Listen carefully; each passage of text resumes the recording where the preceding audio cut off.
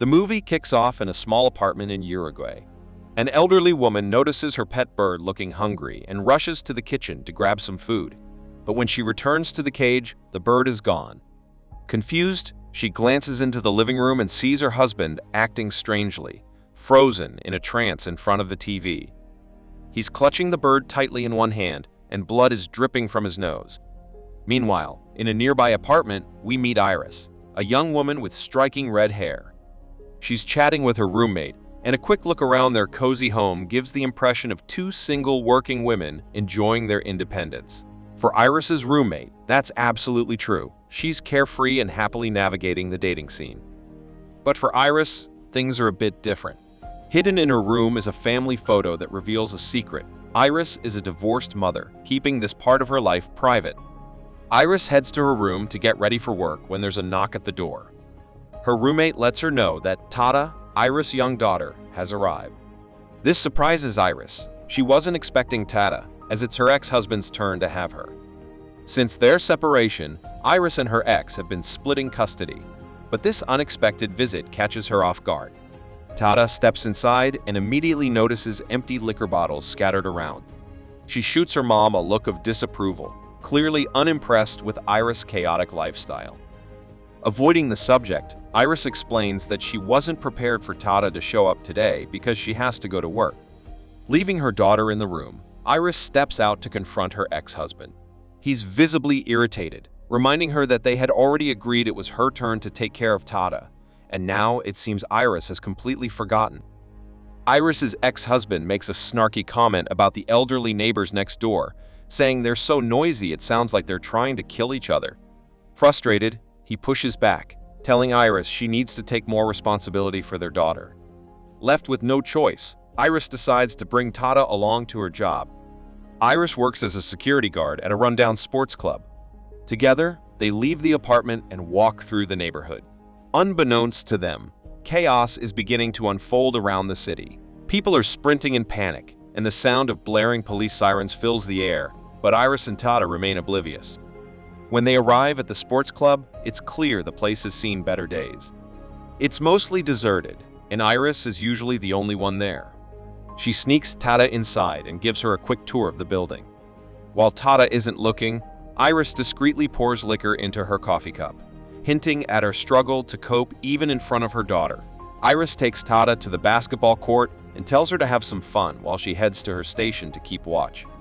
Before she leaves, she hands Tata a walkie-talkie, reassuring her that if she needs anything, she can reach her mother.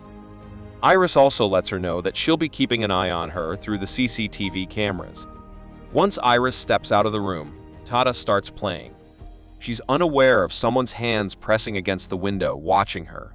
Meanwhile, Iris lights a cigarette at her workstation, glancing at the monitors that show her daughter's every move through the security camera feeds. Later on, Iris steps out to patrol the sports club. As she walks, the lights suddenly flicker and go out. Irritated, she curses under her breath, but quickly reassures her daughter through the walkie-talkie, calming her down. Iris heads to the basement and begins working on the fuse box, trying to restore the power. While she's down there, Tata, her voice crackling through the walkie-talkie, opens up. She tells her mother that when she's scared, she thinks back to one of their few happy family memories, the time they all went to the beach with her little brother. The mention of her baby son hits a nerve for Iris, and she quickly ends the conversation, not wanting to dive into a painful topic. Iris heads back to her workstation, but comes to a sudden stop when she spots two men fighting in front of a burning car. She quickly calls the police and rushes to the balcony to speak with the male security guard who's stationed nearby. He casually tells her it's just a couple of drug addicts brawling and suggests she simply lock the doors to stay safe. Worried, Iris heads back to the security room. She checks the cameras, and everything seems calm with Tata still in sight. Deciding to secure the building, she plans to lock the main doors before going back to check on her daughter. But as she heads toward the basketball court, she doesn't realize that a zombie has already made its way inside. When Iris reaches the court, Tata's nowhere to be found. Only her skateboard remains, left behind in the middle of the room. Panic sets in as Iris calls out her daughter's name, but there's no response. Suddenly, a zombie appears, charging down from the second floor.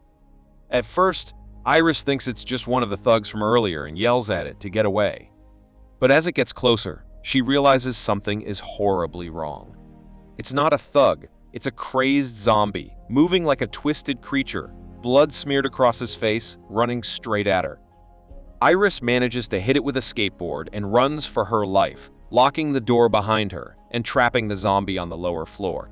She rushes to the club's front door and cautiously peeks through a small hole. What she sees outside is pure chaos. People are running in every direction, desperately trying to escape. She notices an ambulance crashed on the street, its windows smeared with blood. Nearby, a man stands motionless on the sidewalk as distant screams echo through the air. In that moment, Iris finally grasps the full scope of the horror unfolding around her. Fear overwhelms her, and her concern for Tata intensifies. She rushes back to the security room, desperate to spot her daughter on the cameras. After frantic searching, she finally sees Tata in a warehouse. For a brief moment, Iris's gaze lingers on the tattoo on her arm, the name of her baby son, along with his birth and death years. She thinks about how she's already lost one child and fears that if she loses Tata too, she will lose everything. Tears well up in her eyes, but she quickly wipes them away, grabs the phone, dialing the landline in the room where Tata is hiding. When her daughter answers, she sounds frightened, explaining that someone has broken into the club. Iris tells Tata to lock the door and not open it for anyone, no matter who comes knocking, reassuring her that she'll be there soon. To make sure Tata stays safe, Iris reminds her of the secret code they've set up for situations like this, so they'll know it's really her. Just as Iris prepares to head to Tata, she notices something on the security feed that makes her freeze. An armed man and a little girl are entering the sports club. Panicked, she quickly ducks under her desk to hide. Meanwhile, on the other side of the building, someone begins pounding loudly on the locked door where Tata is hiding. Scared, Tata scrambles into a corner, but someone grabs her. Back at where Iris is hiding, the same twisted man who attacked her earlier breaks into the workstation. He searches the room, getting closer and closer to Iris, who holds her breath, trying not to be noticed.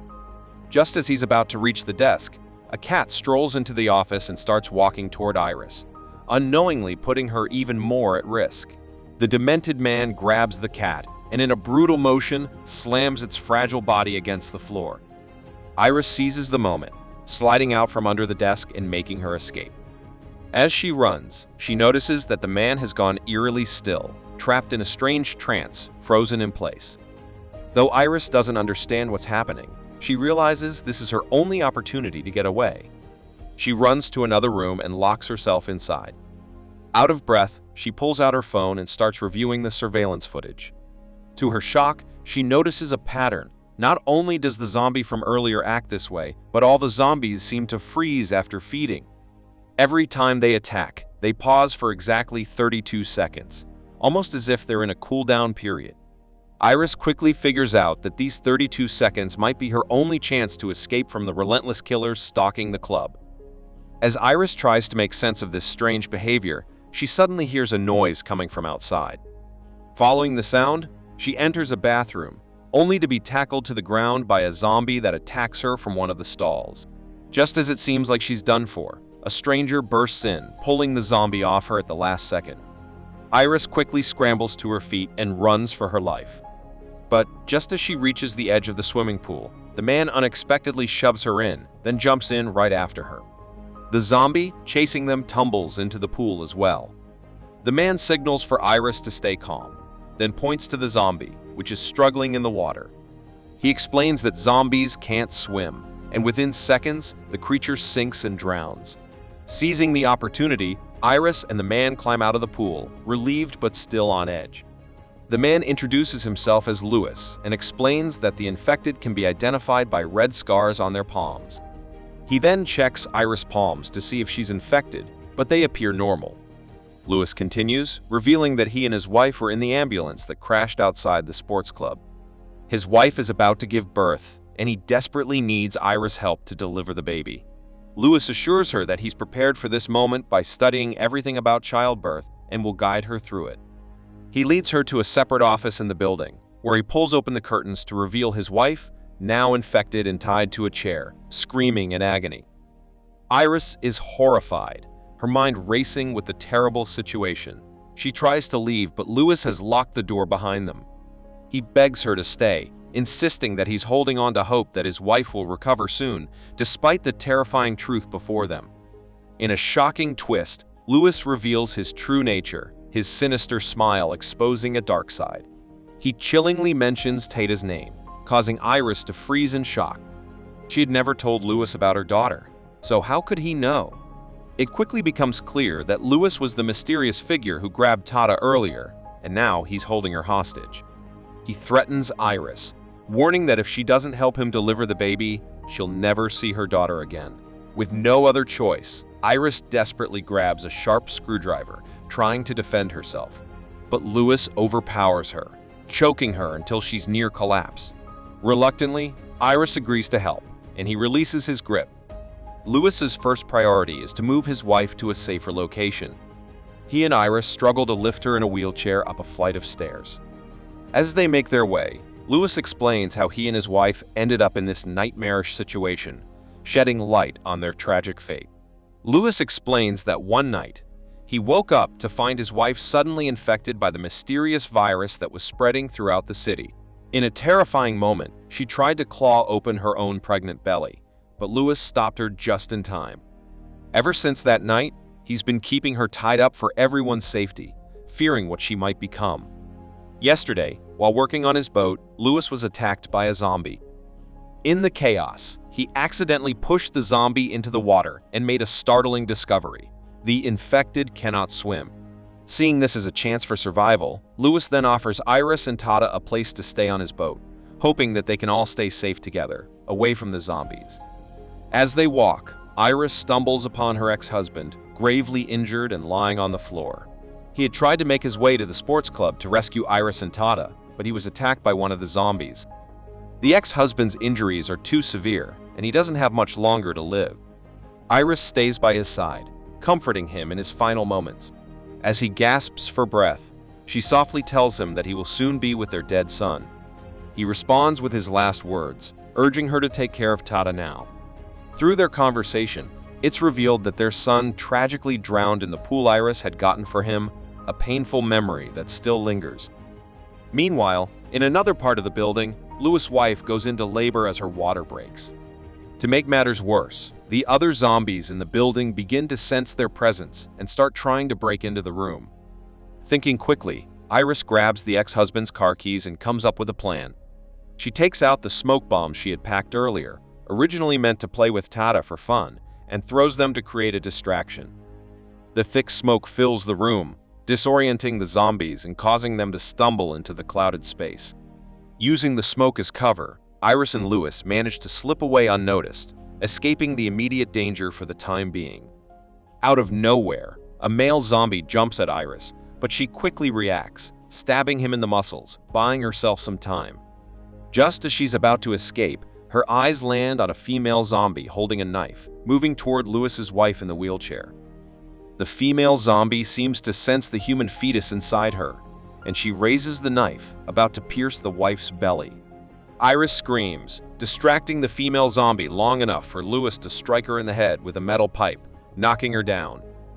They rush the wife into a bedroom and tie her to the bed for safety. By now, the wife is already crowning, and in a panic, Lewis orders Iris to help deliver the baby. With tense urgency, Iris assists, and the wife gives birth to a baby boy, her cries of pain mingling with the chaos unfolding around them. In a moment of misplaced tenderness, Lewis decides to reward his wife by untying her restraints and offering her some food. Once she finishes eating, she enters the strange 32-second pause that all the zombies experience after feeding. Seeing this as his chance, Lewis gently places their newborn son in her arms, allowing her to hold him briefly. As the 32-second countdown nears its end, Iris becomes increasingly anxious, aware that time is running out. But before they can act, the power suddenly cuts out. Iris quickly turns on a flashlight, only to find that both the baby and the wife have disappeared. They locate them in the corner of the room. The wife is holding the baby's head, poised to crush it with her hands. Desperate, Iris pleads with Lewis to do something. Without hesitation, Lewis shoots his wife in the head, ending her threat and saving their newborn son. Now a grieving father, Louis finds common ground with Iris, who, like him, has suffered unimaginable loss. No longer threatening her, he softens and finally reveals the location of Iris' daughter. Without wasting any time, Iris grabs Louis' gun and the keys to his boat, ready to rescue Tada. But when she arrives, what she finds shatters her. Tada's backpack lies on the floor next to a man's lifeless body. Inside the boiler, the charred remains of a young girl's body are burning. Iris breaks down in agony, her heart shattered as she mourns the loss of her daughter. Her heart-wrenching cries echo through the area, drawing the attention of nearby zombies. With tears streaming down her face, Iris stands up, stumbling forward, her grief fueling her next move. Overcome by the crushing reality of her loss, Iris decides to end it all before the zombies can reach her. Slowly, she raises the gun, preparing to pull the trigger. But just as she's about to make the final decision, something catches her eye. A nearby fingerprint lock is blinking red, as if someone is trying to unlock it. A similar alarm sounds from the door upstairs, signaling that another lock is being tampered with. Could it be her daughter? Iris' heart races as she scans the area and spots a room with a light on. She calls out Tada's name, but there's no answer. Desperate, Iris knocks out the secret code they had prearranged. To her shock and relief, she hears a response from inside the room. It's her daughter. Reunited at last, Iris and Tada embrace, overwhelmed with emotion. But there's no time to grieve or celebrate. Tada tells her mother that Louis had helped her hide in a boiler room, leaving her there to stay safe. He is the man who came in with his young daughter. Iris remembers them from the security camera footage before she was attacked by the demented man. They had gone into the boiler room to be safe from the zombies. But soon, they were overwhelmed by dozens of zombies. The zombies killed and threw Louis' daughter into the boiler. After hearing this, Iris decides they should head through the green corridor to exit the building. However, as they approach the hallway, they are horrified to see it packed with zombies, blocking their path. There's no way they could safely make it through the dense crowd. Thinking quickly, Iris and Tada duck into a nearby room, hoping to wait it out until the zombies move on. To their surprise, the room is crawling with rats. Instead of panicking, Iris suddenly comes up with an idea. She quickly lights a fire, forcing the rats to flee from the room. As soon as the zombies spot the rats, they instinctively lunge at them, distracted and busy devouring their new meal. Seizing the opportunity, Iris pulls out her phone and sets a 32-second timer, perfectly matching the strange freeze period the zombies experience. With their window of opportunity open, mother and daughter tiptoe through the mass of frozen zombies, their hearts pounding with every step. But just as they reach the final few feet to safety, with the timer already halfway done, disaster strikes. Out of nowhere, one of the zombies suddenly twitches and grabs Tada's hand. Iris desperately tries to pull her daughter free, but the zombie's grip is too strong. The seconds are ticking away, and the surrounding zombies are slowly beginning to wake up. In a panic, Iris initially thinks about shooting the zombie, but to her horror, she realizes the gun is out of bullets. With no other option, she swings the gun with all her might, smashing it into the zombie. After a struggle, she finally manages to break free. Grabbing an iron rod from the ground, she and Tada bolt through the horde, running for their lives. But the zombies are relentless, chasing them without pause. As they run, Iris desperately tries to create obstacles to slow the zombies down, but her efforts do little to deter the swarm. Mother and daughter finally make it to the basketball court, but more zombies are pouring in from all sides. They race toward the exit, only to find it blocked by an abandoned ambulance. Thankfully, they manage to crawl through the front windshield to escape. With the zombies closing in fast, Iris slams the ambulance's back door shut, temporarily holding the creatures at bay. She plans to use her husband's car to make their escape, but when they reach it, she discovers the tires are completely destroyed. Despite the setback, Iris quickly ushers her daughter into the car and covers all the windows with white sheets, hoping to hide from the zombies. As the zombies begin breaking through, Iris makes a split-second decision. She started the engine and floored it. The zombies quickly surrounded the car, but when they finally flung open the doors, they found it completely empty. It turned out that Iris and her daughter had set a trap, The two of them had escaped through a manhole at the back of the vehicle and slipped into the sewers below. In the damp, dark tunnels, they unexpectedly run into Louis, who had already fled down there. But Louis has grim news. While protecting his newborn, little Louis, he had been bitten and is now infected with the zombie virus. Louis, still clutching his baby, knows his time is running out. With a final breath, he tells Iris the name of his boat docked at a nearby pier and asks her to take care of his child. Just as he speaks, the demented man arrives at the sewer, and Iris is left with only a nail gun as a weapon. Determined to protect Tata, Iris makes the heartbreaking decision to sacrifice herself. She orders Tata to run once the man enters his trance-like state. Iris faces the demented man, taking the full brunt of his brutal attack as he beats her mercilessly. But instead of running away, Tata waits for the man to freeze. Then, with a deep breath, she shoots him in the head with the nail gun, ending his life. Miraculously, Iris is still alive. She and Tata take the baby and make their way to Louis' boat. As they stare out at the vast sea, they feel a sense of relief, finally safe from the horrors of the past night. The movie ends with the zombie from the swimming pool starting to stir, coming back to life. This reveals that the water doesn't actually kill the infected, meaning Iris, Tata, and the baby are not safe after all. Thank you for watching. If you enjoyed this video, don't forget to hit that like button and subscribe for more recaps. See you in the next one.